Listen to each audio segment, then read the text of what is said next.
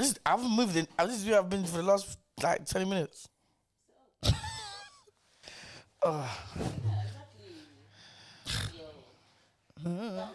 Yeah, it's very like. Okay, just however way you're comfortable. Yeah. This is Wow. even a relaxation type of thing. You see, I don't have shoes on. I don't even know. It's kind of. Yeah. Hi guys, welcome back to my YouTube channel. It's your favorite girl SharonAde and Moti Day, and I'm back here, guys, with another video. So this is another episode of Sharon Speaks. Today we have our first ever solo guest. Like, ain't nobody ever been solo before, and I hope it's worth the listen. So we have introduce yourself. You already know what it is. Your boy Andre Fazaz, aka Dre Boogs, aka the best Afrobeat artist in Ireland. You already know what it is. But yeah, man. What you saying? What you saying? How are you? I kind of I'm okay. I'm all right. I'm just kind of like just taking life as it comes right now. Yeah. I feel like we haven't seen Andre Fazaz in a long time, like as Andre Fazaz. Yeah, you can say that in terms of like just even like the look. Obviously, people that know me before like COVID and whatever, I've changed drastically a lot. So Like in what way? like, obviously like just physical appearance, like adding weight and stuff like that. Just yeah, like I'm older now, innit? Like I feel like Andre Fazaz, it was really when I was what 17, 18, 19 type thing. Now I'm 24, so like yeah, Andre Fazaz has kind of morphed or changed drastically in the last 3, 4, 5 years. So like yeah, I get that a lot. A lot of people tell me, oh, I miss the old Andre Fazaz, but hey. Yeah, we have to grow. I feel like sometimes as well when you start this thing early, like people don't give you the chance to grow as a person. Do you know what I mean? They try to like box you into like what they know. What they know you for, exactly, Yeah, 100%. even though like I've only started like YouTube for a minute, I remember when I like kind of stopped being like group based and like the videos and started doing like more individual stuff and like things that was actually like I wanted to do. Like we missed the old Sharon. Oh, yeah. Yeah, and 100. I'm just like, allow me grow, please. But you mentioned something that was so like I'm actually really surprised to hear because we don't really hear with boys, which was physical appearance. And like, do you feel like the physical appearance has like hindered you or like affected you in any way, shape, or form? The internet is cruel, innit? Like I'll be real. So mean. So like longitude, yeah. I did longitude A90. Shout out to the guys in it. Officer, Safford, Debo, the whole boys, K-Sav, Nix, Kebs, everyone. Yeah, so we did longitude and we had to like wear red, like an orange uniform. And obviously my uniform was a bit tight on me and stuff like that. So like I saw somebody say something like, oh, Andre barely performed 2 minutes, he's already out of breath. I was like, wait, on TikTok, like this is real life, bro. I don't know why, like I feel like just Ireland has an agenda against me. Like niggas just don't like me, bro. Like what? Bro, like I'm not the only fat person you know. Like why do I have to be the scapegoat? Like it just doesn't make sense.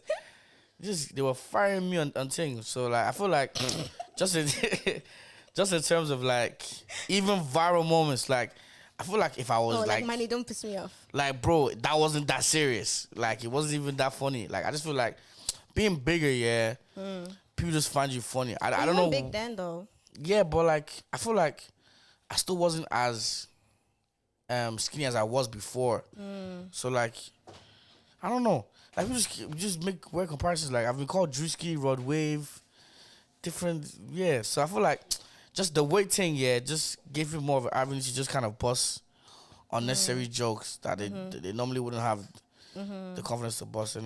And then apart from that as well, I feel like for the music I was making as well, when you look at Afrobeat, when you look at R&B, look at Burna Boys, the Wizkids, the Ashakers, Chris Brown.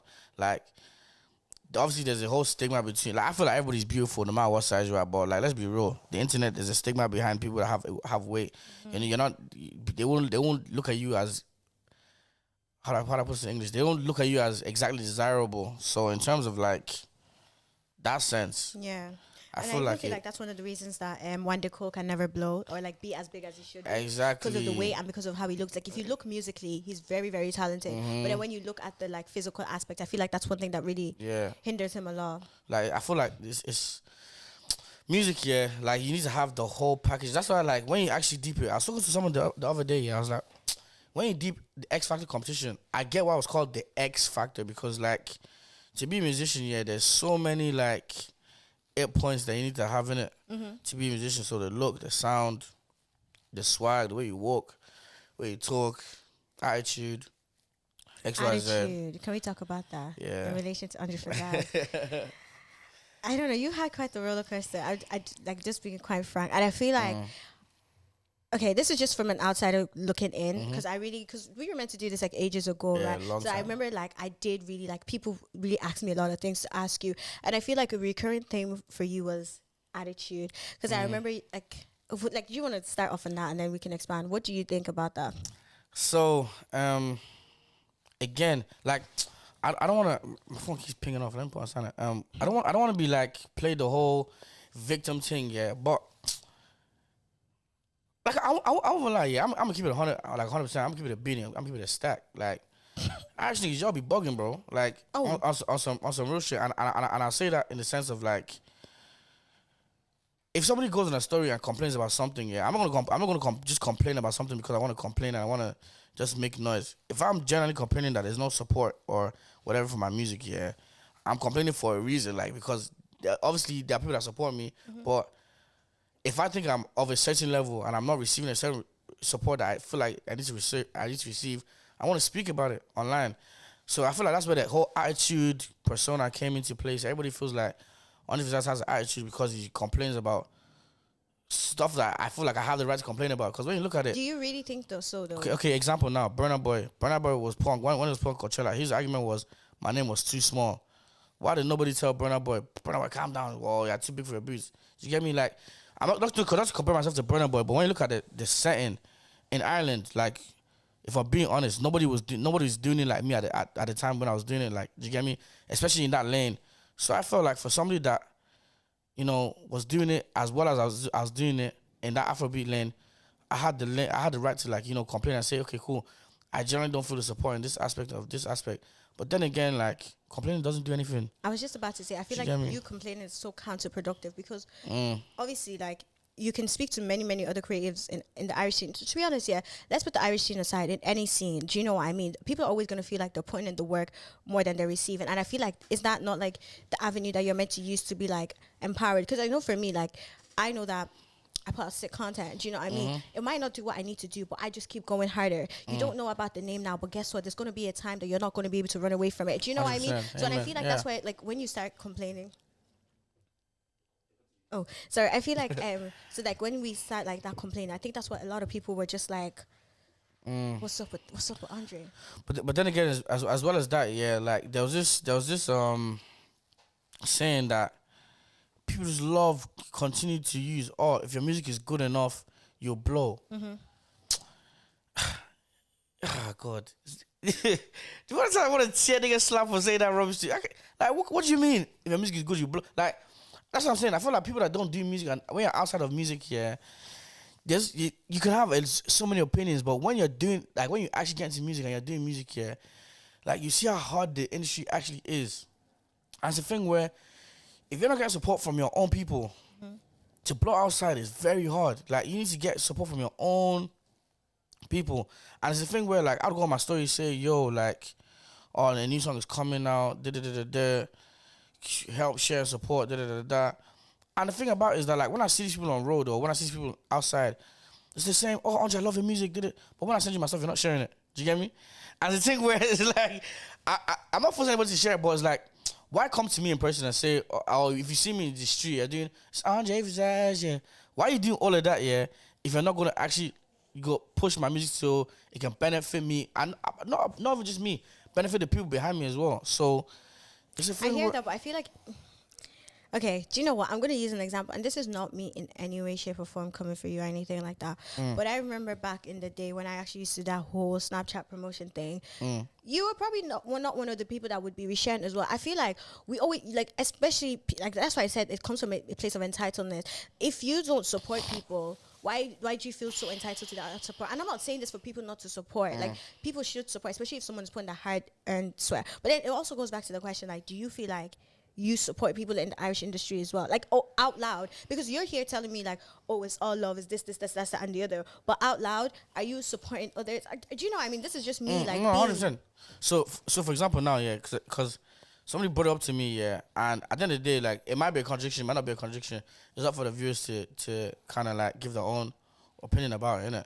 But for me, it's kind of like with my music, with Afrobeats, like not to even blow my own trumpet. I know Ireland is a majority of Nigerians and Africans. Like we listen to Afrobeats, and whether you hate me, love me, like me, or whatever, you can't deny I make amazing music, Afrobeat wise. Do you get me? And that's not even me. Like God sees my heart. I'm not trying to be that guy. Like But own your stuff. do you get me? Do you know, like, so it's a thing where I know I make good music, and I know it's music that these lot, if it was any other artist, would most likely listen to and rinse time after time after time after time after again. So what am I trying to say? I know I was making music, or I was making content that these people would normally ingest if it was anybody else. But like my main complaint for me anyways, why I was complaining, because I felt like you have songs like Joe now. I feel like if I released Joe in the UK, I'd have blown. If anybody can disagree with me, feel free to do it in the comments. Like I've seen the trend. Royal Bike as well. If I was in the UK and I did Royal Bike, the way Royal Bike blew up on Twitter, gone. We've seen it happen with Why You Coming Fast. We've seen it happen with Big Shaq. Like, bro, there's so many examples of things that I've done in the Irish scene, and I've seen other people blow from it. So it kind of made me get to a stage where I was like, oh, why is Alan not supporting me? So I was a bit bitter, but you know what it is, yeah? Yeah. Just that's grown. when you moved to England, isn't it? Yeah, that was when I moved to England. And I did that whole How was F that? Island. Can you take us on that journey? So like even moved to England, yeah. For example, now when I went to uni there, I went to Cambridge first. Cambridge was a lovely place, very accepting. Like I barely knew these people, and this it all sounds like the same thing again. Like, I don't want to seem like I'm blowing the same horn over and over again, but it goes like the same thing. People I barely knew in the UK, yeah, they were gassing me up like, raw, like your music is so good. Like, how you not famous? Like this that. And then I come back home and then it's like I'm just being taken for granted, innit? You get me? So even with that experience as well, yeah, moving to England was a life lesson. I feel like a lot of stuff in my life is a life lesson. Oh, so you'd stay there? Yeah. Because I remember, I think, correct me now if I'm wrong, I remember there was a time that I think you publicly said that, like, you kind of regretted going to the UK. Yeah. So then why would you still be there?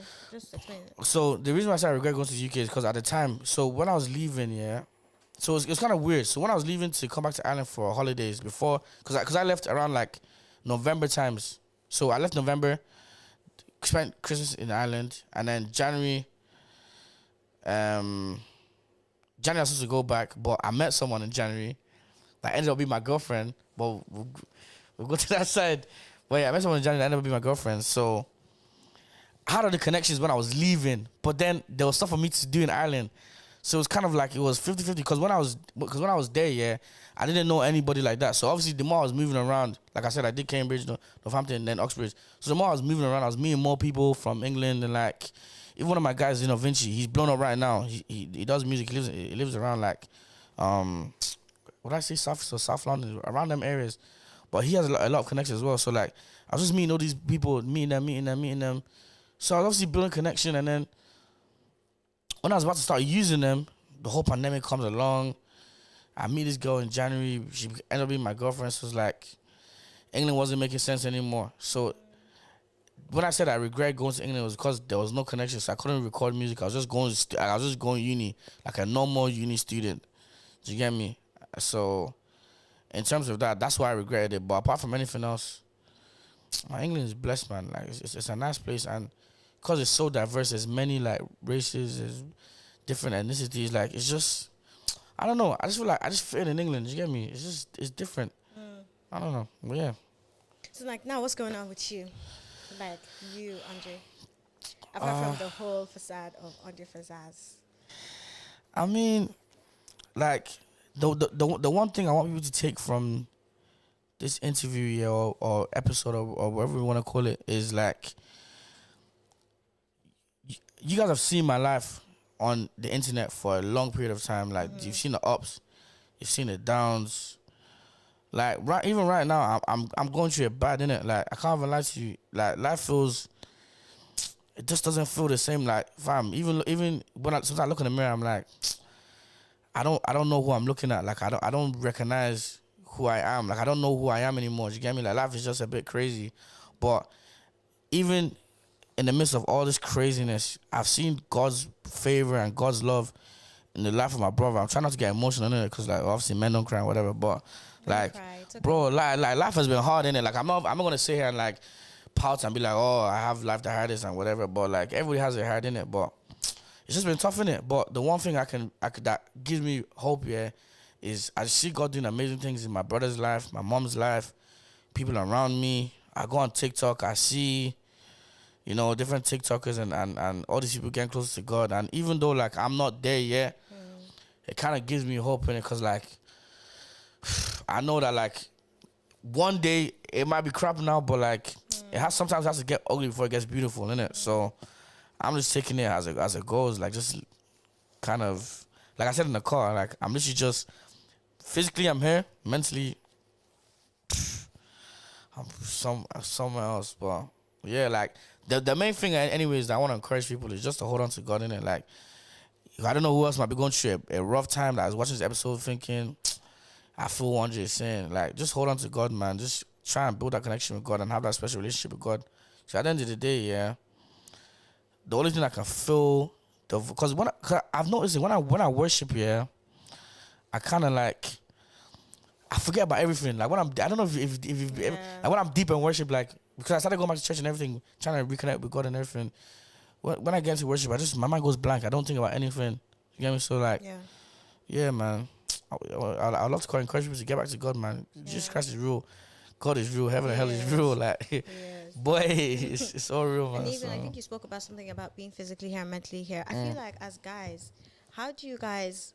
Because I know with girls, we talk to our girls, we do stuff and that. But as a guy, like when you're like in this period, like how do you release the steam that you're feeling inside? Like how do you help yourself? I can't lie yet. Not to even throw my friends under the bus here, but like I love them, man, yeah, but they just don't have the understanding in it, and I can't really fault or blame them, because like when you think of just the African household, like how stuff, my mom didn't get any of what I was saying till like, God forbid, my enemy wanted to take his own life type shit. Like, sorry for the language, but like my mom didn't. She just didn't get it. She was like, what is this guy going through that is so deep? Like she sees me as like, oh, just her little baby boy that is just running around doing all sorts of whatever. You get me? Like she didn't really understand it. And I feel like mental health is not a topic that a lot of Africans, we don't talk about enough. Do you get? And it's the thing where like, so even when I try to talk to you about my friends, they don't really understand it too tough. So I don't really even blame them, and I don't really try to speak to them too tough, because I know like it's a waste of time. Like it's no point. So even dealing with it, that's why I admire girls, because girls like they can talk to their friends, talk to whatever. But I won't lie, I just keep it in. Like my private story, if in my private story, you know I'm going through something. Do you get me? But if not. So have you tried, like, I know, because, okay, do you know what it is? Because I remember there was a time that I was very much, like, in that, like, I was in the mental battle, yeah. It was really bad, and, like, I remember doing things like walking. Like, I actually would say, like, you know, sometimes, because, like, prayer seems so, like, formal. Like, you have to go, you have to kneel down. And like, yeah. But what I used to do back then and really helped was prayer walks. Just literally get up. I would get up like before anybody really came outside, 6, 7 a.m. out at the house. And I would just like, even if it was just gospel music, if it was their God, and I feel like things like that really do help, especially when you're in a place where you generally feel like nobody understands. Like just little things like that. And maybe try your friends. They might surprise you. That's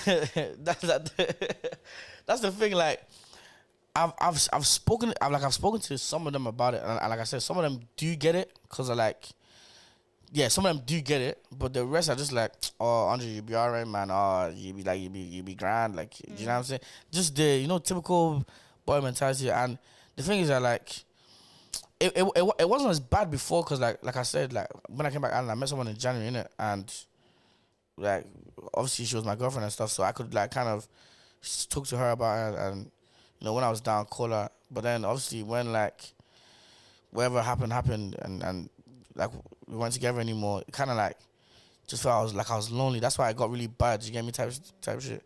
So yeah, I've tried everything, man. I can't lie to you.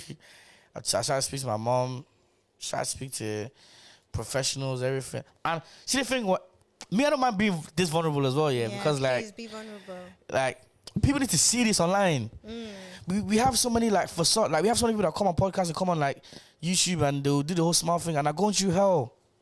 And people and people that are going through the same thing, they can't relate because they see something that they like or something that they can relate to or something that they relate to on other issues and other stuff, like just pretending but like, yeah, man, I have to be vulnerable so that people that are going through the same stuff, they can say, hey, if one can do it, me too, I can do it. They need to know the story because when that glory comes, they'll know that, okay, this is where my man did. But yeah, man, I've tried everything, not to share off topic, I've tried everything, man, to talk to everyone. Like, literally, the only thing I left to do is for me to just, like you said in the car, stop making excuses and just actually like, okay, God, I'm here. I think right now, because I think I was saying to you in the car, I think right now you're very much in a battlefield of, do I really surrender, or do I have my will, or do I go my way? I think you're trying to like eat your cake and have it. But I think it is. I really think it's a matter of just letting God's way come. But it's not easy. I always tell people it's not easy, but it is worth it. It is worth it. 100%. Like I said, my brother is the like, he guy's younger than me, but like it's crazy because I look up to him so much, especially in his relationship with God. Like Tierra makes worshiping God look so cool.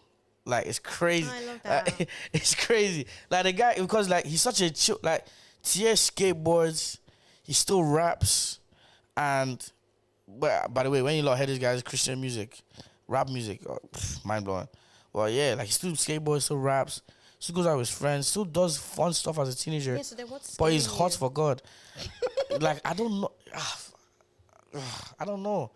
I feel like just the fear of messing up, the fear of getting entangled in the whole ministry thing, because like obviously me, I'm a singer in it. So if I was to like, not even if I was to, but when I do finally like get into the groove of having that relationship with God, praying more, read my Bible more, I don't want to get to such a high pedestal or high stage.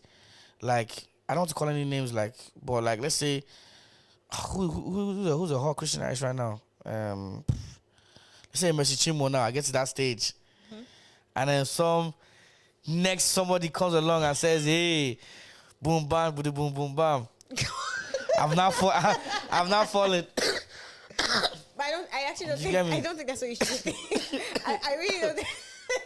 That's my biggest fear. God knows. But the thing is, I feel like, and this is what I'm saying, I think it goes back to, I feel like you're just trying to scare yourself out of it. I feel like if you really like adopt that seek ye first the kingdom of God type of thing, you know, like I feel like you're thinking about in your like natural mind, you know what I mean? But I feel like when you actually like surrender and seek ye first, these things won't be a thing no more. Do you know what I mean? Because you'll be so focused not on what you're doing but on the one who sent you. Do you know what I mean? So like all this better, even if they want to do like what they normally say, even if all the different categories of it come your way, you know where you stand. Do you know that sort of thing? But see the thing, but Christians still sin though. Like that's what I'm saying. Like that's just the reality. Do you get me? And it's the thing where, like, exactly. So many people have told me, okay, God wants to use you drastically. He wants to use you such a big stage and blah, blah, and a big scale. So like for me, it's just like I don't want to be in the spotlight, yeah. And then, and I feel like that's the reason why I gravitate more towards, as bad as it sounds, secular music. Because secular music here, if Burna Boy smokes weed on stage tomorrow, or he does this XYZ or whatever, no one's gonna say shit. But like, it goes like even looking at Mike Todd as well. Like how, bro, I loved watching Mike Todd's sermons, but it got to a stage where I got confused because like I was going online, they're bashing him. They're saying he's not a real Christian, he's not a real pastor. So I'm like, is this guy real? Like, people are saying he's a false prophet. T.D. Jakes as well. I know what you mean. I saw a video on YouTube. Sorry to cut off. I saw a video on YouTube. I was saying T.D. Jakes, all these gospel preachers that are all going to hell. I said, bro. But the thing is, I feel like what we also don't understand with this journey is like you will get persecuted. I feel like when Jesus came here, he got persecuted. Jesus himself, this was the truth. The word personified was here walking amongst us, and he got crucified. So who are we not to get crucified? So if you're always going to be scared of the crucifixion, then you will never move. I told you about like the story of like, you remind me of the guy that was in the Bible, like, oh Jesus, I'm ready to follow you. Like you have to be willing to like lose it all. And even all these people canceling you, whatnot. To be honest, as long as it's them canceling you and not Jesus, As long as, no, do you know what I mean? As long as it's human beings canceling you and not God turning his back on you, then yeah, I'll take that any day. But again, I feel like you're really focusing on you, and it's not about you. The Bible says, it's one of my favorite scriptures. It says that my strength is made perfect in your weakness. So then the later part of that, the B part of that was like, so therefore I will boast in my weakness so that the power of God can come upon me. When you go to God and be like, I'm so imperfect, like I can't do this on my own, I need your help, that's when he can help you. But I think right now you're still very much like, okay, but if I do this, it's not about you. In order for all those prophecies to stop being prophecies and for it to be your reality, you need to surrender it and realize that it's actually not about me. Even this, I was saying this on another episode, Andre, like, because you're not the only one. I'm not going to come and sit here and be like, oh, it's so easy. I always told God, you can have my life, but don't touch my channel, because I'm not going to be one of those ones that's going to be sitting on a podcast preaching gospel to your same scriptures. It got to the point that I felt like I was fighting God's will so much, it was paralyzing me. And like, look at me now. I'm doing seek ye first the kingdom of God. You know what I mean? So when we actually really surrender and seek God's face, he will lead us. And then the point that when you're going to start doing it, it won't seem like anything because that's you. You've spent so much time in the secret place that when you now come out, there's no difference between Andre and God, because Andre has the Spirit of God in him. So that everything that you're going to do is going to be, do you know what I mean? Yeah. No. You're making sense. Yeah, you're making sense.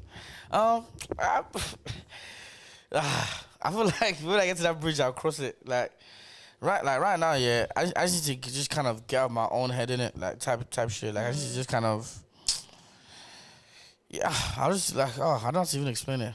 What my dad said? My dad said, "Yeah, right now I'm in a funk. I have to get out of the funk." Yeah. I'm sorry. You said funk. Funk. I just get out of the funk. But then again, the only way to get out of the funk is through Jesus Christ. So I don't know. Who knows? Try that. And I'm really excited for the Andre that will come after this.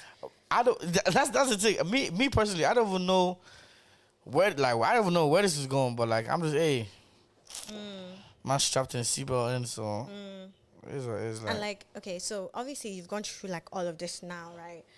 If you know what you know now, 3-5 years ago, what would you tell yourself?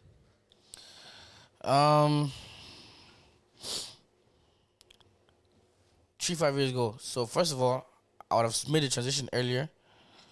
So the transition from wanting to do secular music back to gospel music. Can I go back to that? Sorry, because we cannot escape this whole topic without that tweet that you made. Because we're going to have to talk about that. I feel like after this, I'm going to be so angry because there's so many things I should have spoken about, but I forgot. But you made that tweet like how many years ago? A good few years ago. It was literally the start of pandemic. Yeah, like 2020, 2021. Yeah.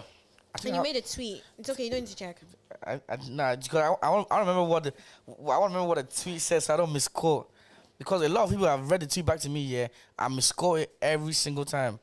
Because what I even said was, before I completely move back to gospel music, I'm gonna do one last project of secular music. Then I'm gonna switch to gospel music. For some reason, everybody took it as. I don't think you said that. I'll be so for real. That's what I said. I want to go check. Yeah, tweet. You can actually check. Because everyone was coming to me saying, "Oh, Andre said you were quitting music for good." I said, "What?" I was like, "What? When did I ever say any of that?" I said, "Bro, I was so confused." Did you find it? And then people were saying, "Oh, you're using God for clouds." Oh, bro, this country is funny, but I can't lie. But yeah, something along those lines, anyways. But yeah, basically, like I was saying, when I find out, I'll read that. But yeah, but basically, yeah, what I was saying was, so see with that, yeah, so see with that tweet, yeah, obviously something happened in my life where it was very deep. Like me, I thought, okay, yeah, I don't like today I'm dying, like, and I accepted it. I was like, okay, fine, if this is where I died. I started repenting. I said, God, have mercy on me. Like anything the prayer we pray, anything that we have sinned against you, knowingly or unknowingly, have mercy on me. I was being bro, just because like it got to a stage where like I couldn't, like I felt like I couldn't breathe. The room was getting dark. I held on to my mom. Like I said, "Mom, please, I don't want to die." Random attack from nowhere. I just couldn't breathe. And this was the time where people were just dropping like flies. Oh, yeah, you get me? So I was just scared. I was like, "Oh God, is this it?" So then obviously they called my auntie and my mom. Everybody, we were all praying together and everything, speaking in tongues. Like they were really, really praying. And while they were praying, she was like, my auntie was like, she could see God replacing my lung or something along those lines. Anyways, and yeah, so I was just like, okay, God, if you've done this for me, so I want to kind of dedicate my life to you and not do secular music anymore and just do gospel music. But then at the end of the day, like, people fail to realize that I'm a human being. Sometimes, like, when something just happens, like, fresh, you're so quick to be like, say stuff, like, make promises and whatnot. It's even the same thing, like, with retreat. I remember back in the day, like, I'll go to retreat, yeah, I feel like Daddy Gio when I come out of the Shataya Baba Soto. I'm like, give me 2 days. No, that's true. Give me 2 days. Like, I'm not you said 2 days. What am I even saying? I will be nice. Later in the afternoon. I'm on Twitter. If you know what goes on Twitter, you know what going on. I don't need to say no more than that. I'm on Twitter, bro. Long, you know what I'm saying? So it's like, it's just one of them ones, like a lot of things I put online, yeah, I'll be so real. I'll put my hands up and say, like, yeah, it was impulse. But that's basically what the tweet was about. It was just a thing where it's like, God literally saved my life, and I felt like I owed it to him to kind of like do him service. And I won't lie, I did break my promise because I went back to secular music, but hey, here's what it is. I'm a human being, like. And then is that what you do differently? It's okay. We don't need the tweet anymore. Yeah, I won't lie, we don't need to anymore.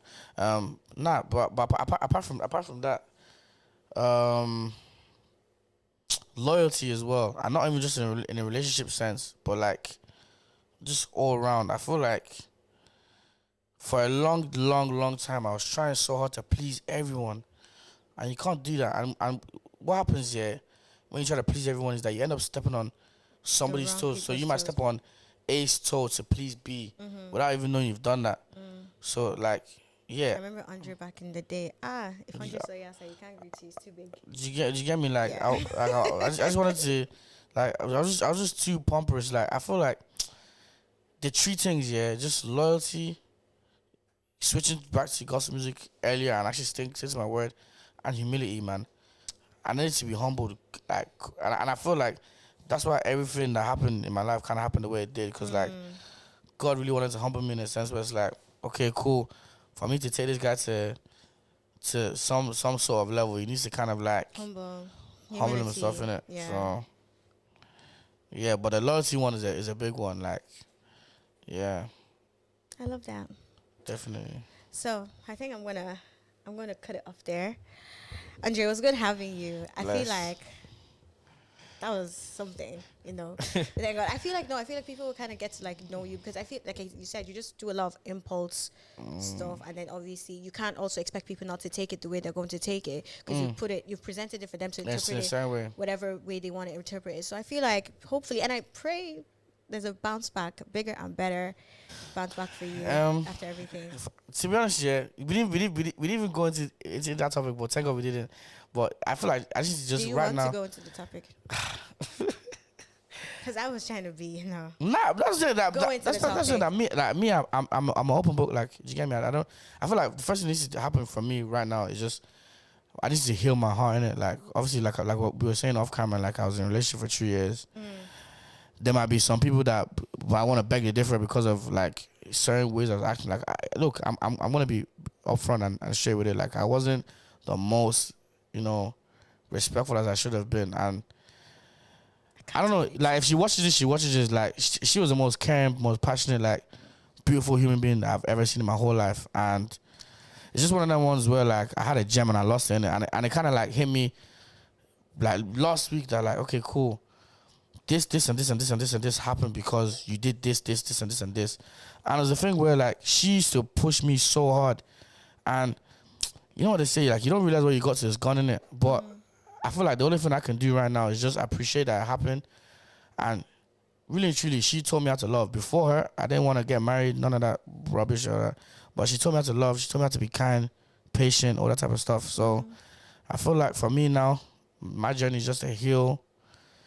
Just let God do his thing, and whoever's watching this and like has had an interaction with me before, past, present, or whatever it is, like this new Andre that you're gonna see is a different guy. So like whatever past conversations you have of me, like I won't lie, I understand it, I get it. I don't blame you for it. I'm not mad at you for it. It is what it is. You get me? But from this point forward, just throw it in the bin because that Andre has died a long time ago, a long time ago. So And hopefully we'll resurrect again. yeah, hopefully not, hopefully not. But yeah, like I won't lie, fam, heartbreak, yeah, it changes you, man. It changes you. And there's two things I want to like talk about that you mentioned there. You said you didn't want to get married before. Why? I didn't believe in marriage. Just like, I don't not to add my personal life too tough, but just seeing certain things in my own, even in my own household, it was like, does love really exist? And then I met my ex, innit? And then my whole perspective changed. Like, I've never loved anybody the way I love this, like the way I loved this girl. Do you get me? Like, it was obsessed type shit. Do you get me? So yeah, just even when I look at how I was back then to how I am now because of how she kind of changed my perspective. So you never know. And the biggest lesson learned from that like relationship and well you So what I'd even say, yeah, is see, man, them, I can't lie.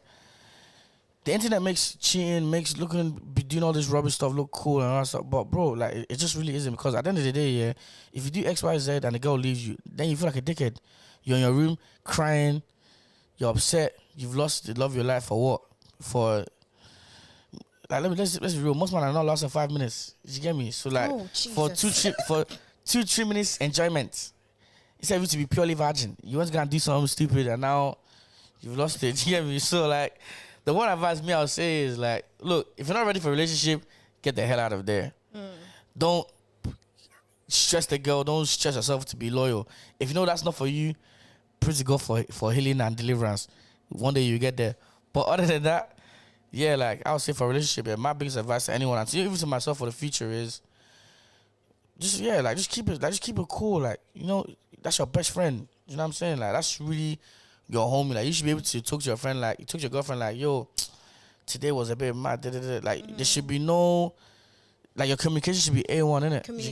Communication. Like, I'll say communication, loyalty, and just, you know, have God at the center of it. Most importantly, that's basically it. Because I won't lie, Tito said something that really stuck in my brain. She said the foundation is not correct from the jump. It doesn't matter how many times you want to rebuild the house. The foundation is like that actually really. You get me? So yeah, man. Shout out to Tio. Yeah, shout out to Tio. Period. I think we were talking about it just before you sat down. I think you said this part. We can rephrase it. You said your biggest fear right now being locked up, basically. Oh. Okay. So can we talk about it? Yeah. Okay. I mean, like it's in the newspapers. Like yeah. So obviously you've seen the article. Yeah. So like let's talk about that. So I'm not gonna go into too much detail, obviously for legal reasons and whatever. But like like I said, I'm going through a lot in it, like right now, and it's a thing where like I feel like everything I've gone through is entirely my fault, 100%. I'm not gonna say and sugarcoat. Entirely my fault. Like I've made a lot of stupid, dumb decisions in my life, a lot, and fortunate or unfortunate, whatever we want to put it, it's been online. So a lot of you guys have seen me make those dumb decisions, have laughed at those dumb decisions, or just been thinking, this guy's an idiot, like this guy's stupid. And one of those dumb decisions is kind of biting me in the ass right now. And yeah, so I'm just dealing with that. Hopefully by God's grace, you know, whatever God's will, whatever His plan for me concerning that issue, then let it be like that. But and yeah, like, man. You know, since like it coming out and all that, do you think like life has kind of changed for you? Like I don't sleep as much in it because like I'm thinking like, what if like, and it's a thing where it's not 2, not 3, not 4, not 5, not 6, not 7. We're talking double digits. Like if they want to tell my enemy that like, yeah, whatever, blah blah blah blah blah. So yeah, sometimes I don't sleep in it. I'm just like, raw. Like I'm really in the thick of it. But then again, like I said, I feel like God wants to use me as an example, innit? Like my story of my life. One day I'll really sit down and really like dissect everything like throughout. It's always easier to talk about it when you're at the other end. You get me? When you're going through, it's a bit hard, innit? So like, I feel like when I come out the other end, like, and people just look back and see all the drama and everything, they'll be like, raw, God really, really like. I don't think there's anybody going to look at my life and see where God's going to take me and say, God is not real. Because of me, they will say, nah, God has to be real. Because there is no way this guy could have bought this. There's no way this guy could have come back from this. There's no way this guy can be successful from, like, you get me? So I feel like that's what it is, man. I'm excited for you. I've said it to you before. Man, I'm excited to see what happens. I just feel it'll be good. I just pray that it happens soon, innit? Like, bro, do you get me? Yeah, that's pretty much it. But nah, thank you for having me on your show. Still, like, it's been really good.